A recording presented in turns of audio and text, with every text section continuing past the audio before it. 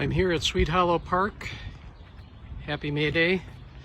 And I thought we'd make the loop around the park, maybe do a little birding, sightseeing, take some photographs, take some videos, let people know what Swede Hollow Park looks like on May the 1st, 2001 at about 12:35 p.m. Central Daylight Time. So right now we're in the Druid Tunnel, which is near the north end of the park, close to 622 Beaumont Street, which is just a little bit east of the intersection of Payne Avenue and Beaumont. So it's also near Hope Academy.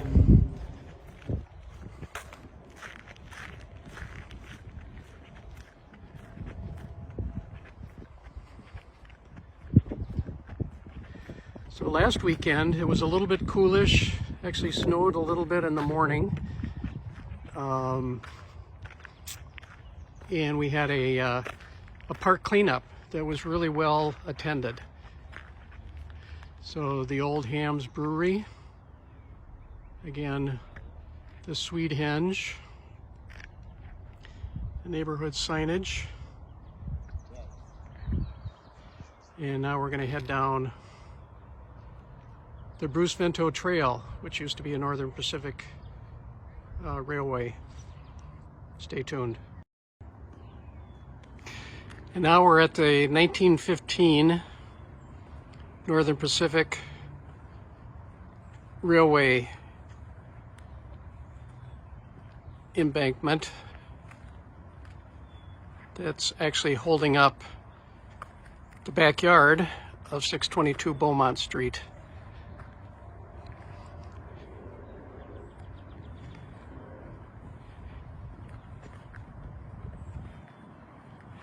AKA Mike's Wall. Mike is the owner at 622 Beaumont. So Mike has a lot of bird feeders in his backyard, and it might be a little bit, late in the day, kind of the heat of the day. I think it's about 82 degrees, and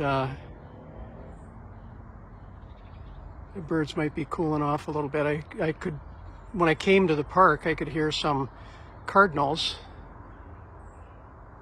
And when I was here last week, there were quite a few different species that were here, but it looks kind of quiet right now. I think you can maybe hear, even on the video, a little bird calling in the background.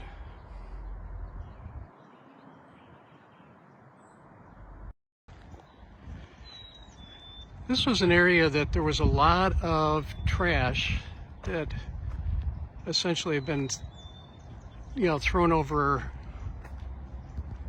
the side at Swede Hollow Park.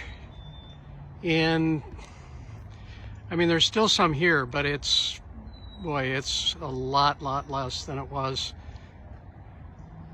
last week. So the volunteers did a great job of cleaning up this side of the park, which is just a little bit, we're on the west side of the park on the Vento, and this is just a little bit north of Tedesco.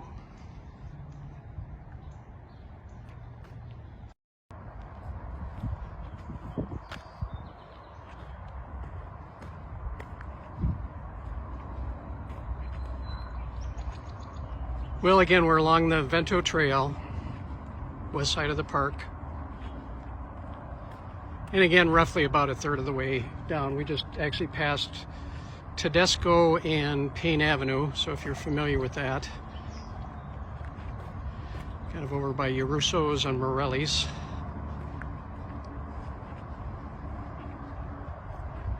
And we're approaching an area where there's a staircase that goes down to the creek, or the creek bed. Most of the water that's in the creek is the water in the creek bed is either storm water runoff from either storm sewers or just natural drainage within the park.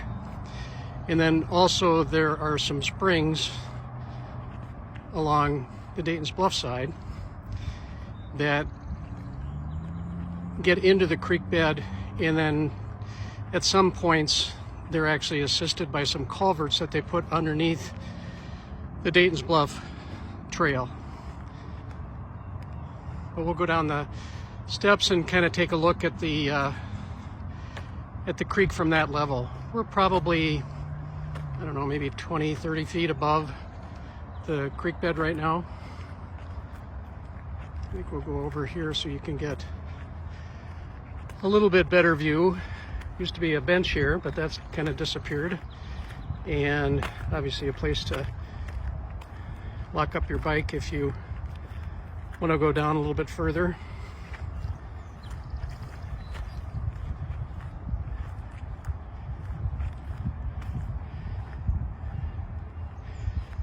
But again, here's kind of a view. Maybe zoom in a little bit here from north to south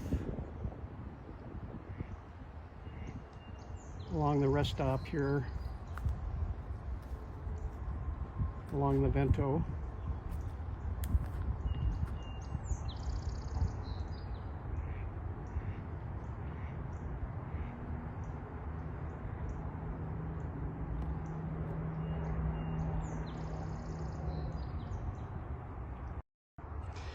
And here's the staircase that goes down to the creek bed area from, I guess, what I'm calling the rest stop, roughly about a third of the way down the trail from the Drury Tunnel.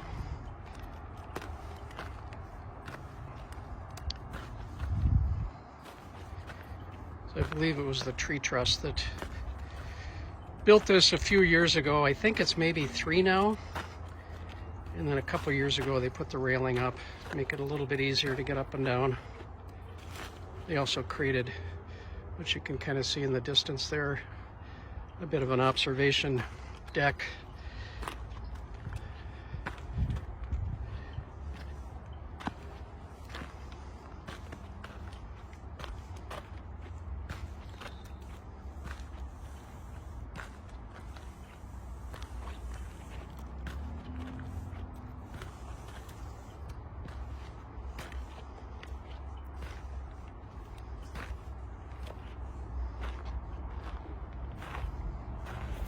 And again, I'll pan from north to south. Again, kind of the idea is to give you a little bit of a feel for how the park's changed over the few months that I've been shooting some videos. I think the last time I was here was in March.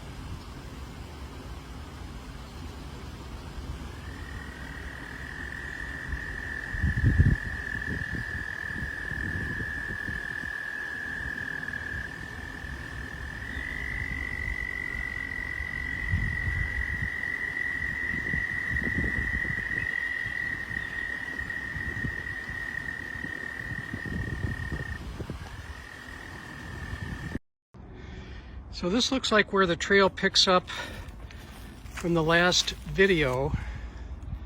The spot in between was pretty overgrown, difficult to walk through, so the path, even though you could see remnants of the path, there was a lot of tree stumps and buckthorn and grapevines and things like that in the area that kind of made it difficult to walk through. See if we can zoom in on them, but there's a mallard duck there in the south pond, kind of through the underbrush, so it's a little bit difficult to see, but there's, looks like just a single mallard duck. Yeah, it doesn't look like it's getting picked up on the video, so we'll continue south.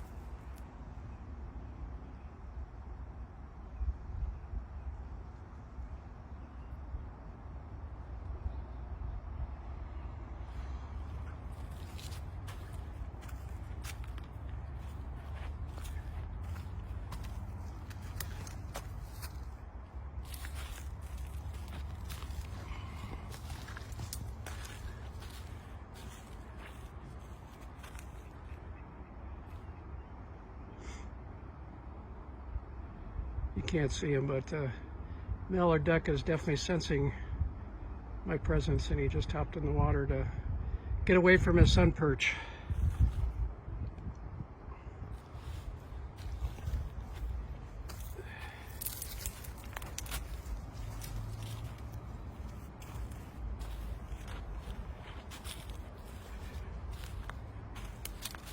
And I think we'll stop the video here because it looks like there's a big old tree stump, or leftover from a tree stump, to get over.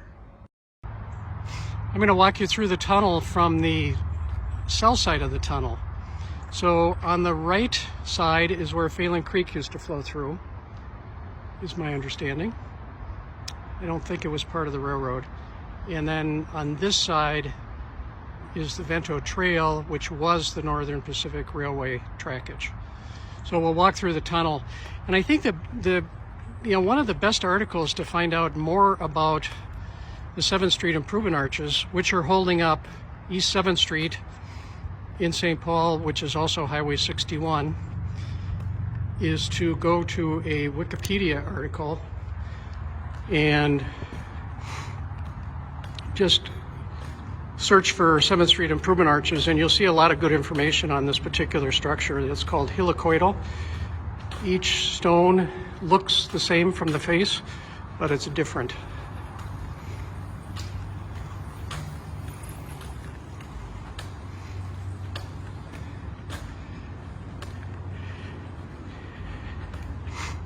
And there's a plaque right here too that gives a little bit more of a description.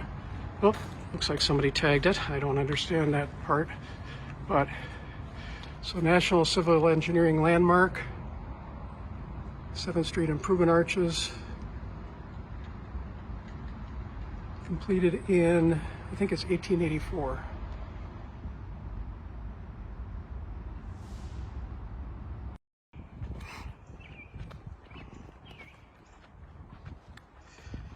Still the east side of the trail, the Dayton's Bluff side, heading north. And you can probably see there's a little bit of water on the trail. Again, there's lots of springs that come down from the Dayton's Bluff side. Some of them are captured into a culvert and then fed into the stream bed. Others kind of overflow and end up on the trail. But the Parks Department has tried to do a little bit of mitigation to make it a little bit easier to walk along the trail and or bike along the trail.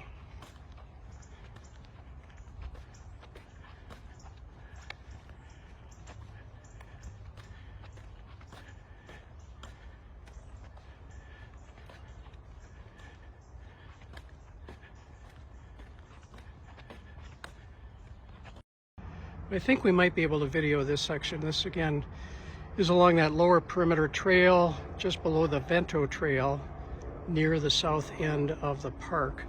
Again, pretty overcast, or not overcast, overgrown. But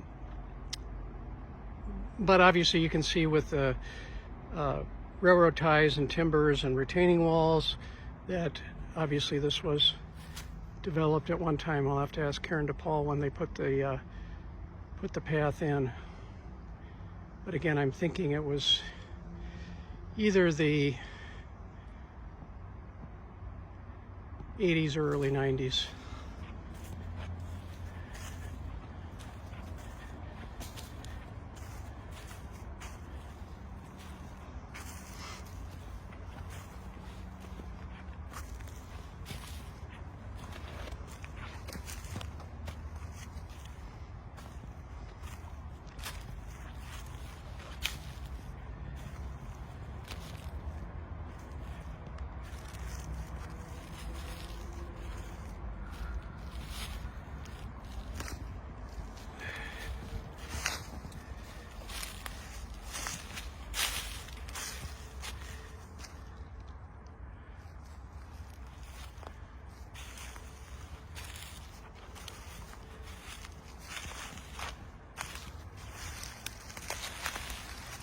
Looks like there's a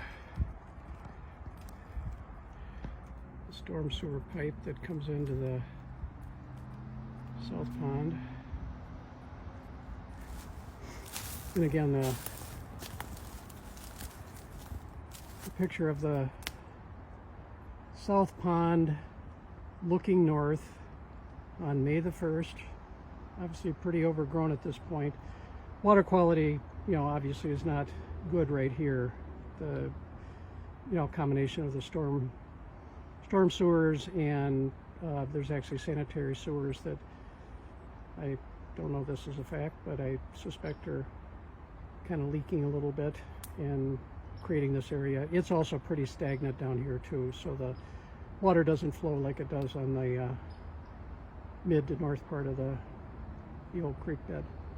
But now the challenge will be to get up to the top of the old Vento Trail near the 7th Street Improvement Arches. Stay tuned. And this is the North Pond, which was created to catch a little bit of the runoff from Swede Hollow when the park actually was developed. I don't believe it was here when the Swedes and Italians, Mexican Americans, African Americans, and to the further south in Connemara Patch, the Irish. But right now this pond is kind of in a transition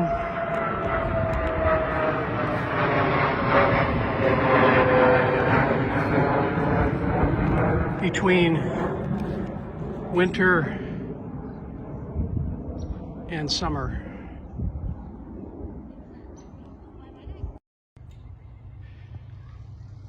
And headed back up the tunnel.